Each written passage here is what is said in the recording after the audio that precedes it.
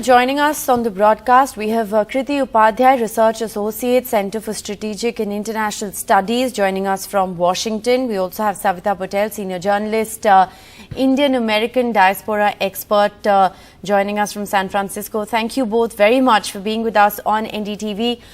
If I can begin by asking you, Kriti Upadhyay, a lot has happened in the last couple of hours. The important bilateral between Prime Minister Modi and the US President, followed by the Quad meeting, from climate change to COVID to universalization of vaccine certificates. A whole host of issues, have been covered. Absolutely. Firstly, thank you for having me here, Ms. Bharadwaj. And I think let's just see how far we've come. In 2007, we were scared to even call ourselves anything. And today, and then over the years, from a working group meeting to a ministerial level meeting, and now finally an in-person leaders summit, and the second summit of the year. And it's just so great to see that already there is progress that we are seeing. There were 3 working groups that were announced earlier this year: the vaccine working group, the climate working group, and the emerging technology working group. We're seeing that by the end of October already, 8 million vaccines will be produced by India, 79 million already produced, and the goal is to have 1.2 billion in the Quad region.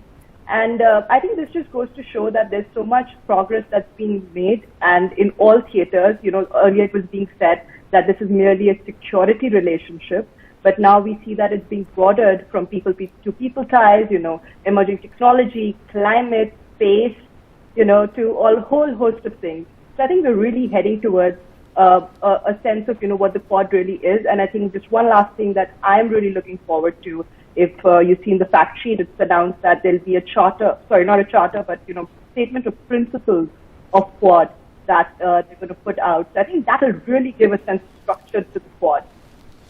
Right. Savita Patel, just to look, at the bilateral between the Prime Minister and the US President very closely, it's interesting that, climate change and COVID, of course, the 2 main issues that were discussed, but a lot of focus on trade, and both sides reiterating that this is a relationship that's only going to get stronger. That's right, Ritika.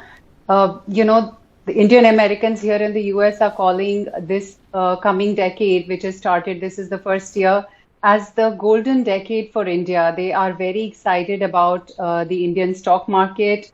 They are excited that the American stock market is positive. They are looking at a lot of more trade ties. They are looking at India as a manufacturing hub, which US needs as a second option. Indian Americans here and people in the corporate world in US are looking at eventually behind the scenes diplomatic and strategic interaction, starting with this meeting between the 2 leaders as leading towards a bilateral investment treaty.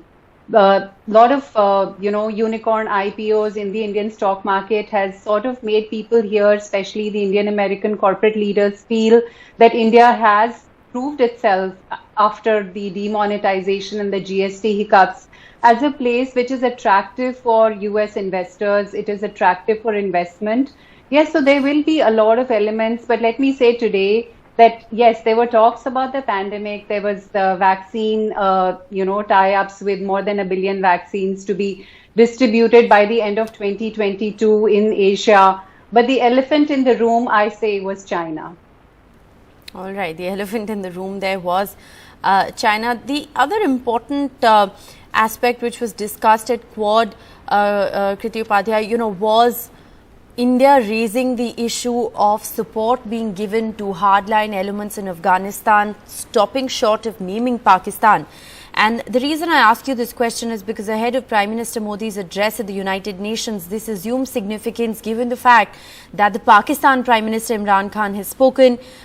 He's talked about garnering international support to recognize the government in Afghanistan and give it legitimacy. So this is going to be an extremely, important issue to look out for. What's the messaging as far as Afghanistan is concerned at the United Nations?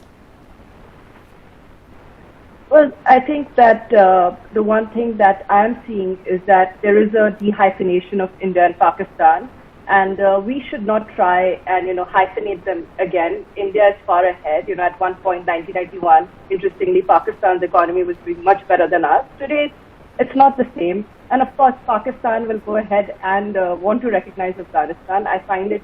Now, I'm not a Pak analyst. I'm a US-India analyst, but just being in Washington D.C. I think I find it very hard to believe if other countries will be able to do that, especially seeing what's happening, transpiring in Afghanistan, after the Taliban take over. But I think end of the day, we, by virtue of being in the neighborhood, have to deal with this. And I was happy to see and encouraged that, Afghanistan was mentioned in the fact sheet. And, it's something that the Quad is talking about and considering. Because let's not forget, end of the day, what do we talk about? US, India, we say natural allies. Why? This is democracy. We say Quad is a grouping of democratic countries, right? That is the vision that we're trying to counter. And I feel that, democracy, especially in the Indo-Pacific region, but really anywhere, is a threat to democracy everywhere. So I think it's very important that the Quad, considers this, tries to see what we can do in terms of serving Pakistan, and I'm very happy that we're both bilaterally we're thinking about reconvening and more progress on the counter-terrorism efforts as well as the working group, and I'm happy to see that some counter-terrorism efforts will also be done through the Quad. Savita Patel, which way would you weigh in? You think an important message there in terms of India raising the hardline support towards Afghanistan, stopping short of naming Pakistan at Quad? But we have seen, the retaliation in New York at the UNGA. I mean, the Pakistan Prime Minister raising the issue of Kashmir once again and talking about recognizing the Afghan government, something that India has strongly objected to. Yes, Ritika, Kashmir always comes around, come September, come New York. Pakistan has always raised this issue.